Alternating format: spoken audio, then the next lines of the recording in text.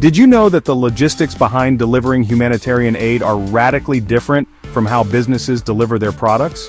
While they may look similar on the surface, the challenges in humanitarian supply chains are unique, complex, and often unpredictable.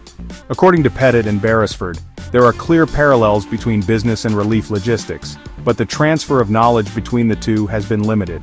In other words, we've been operating in silos, and that needs to change. Business logisticians deal with stable partners and predictable demand. Humanitarian logisticians, not so lucky. They work in high-stress, rapidly changing environments, often with new partners and wildly fluctuating demand. Worse, they receive donations that are sometimes unusable, like expired medicine, winter coats for tropical regions, or laptops with no power supply. In business, coordination is streamlined. In disaster zones, it's anything but. Multiple aid agencies, local governments, and NGOs all operate with different systems, cultures, and goals. This leads to overlaps, redundancies, and sometimes chaos. McLaughlin and colleagues break it down into 4 supply chain types, based on 2 factors: motive, profit versus nonprofit, and environment, interrupted versus uninterrupted.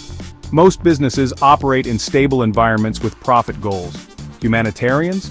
They work in unstable, interrupted environments, often with limited infrastructure, political tension, and urgent needs. Their motive isn't money, but social impact. Kleindorfer and Saad identify 2 major risks: mismatched supply and demand, and disruptions. Humanitarian logistics faces both, and more. Relief operations are often launched because of major disruptions like earthquakes or conflicts.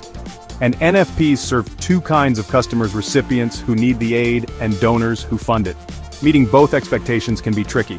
Unlike business, where time is money, in humanitarian logistics, time is life. Better coordination, smarter logistics, and greater knowledge sharing between sectors can help save more lives. Let's bridge the gap between business and humanitarian supply chains. If you're a supply chain professional, ask yourself, how can your expertise support humanitarian efforts? Let's start the conversation.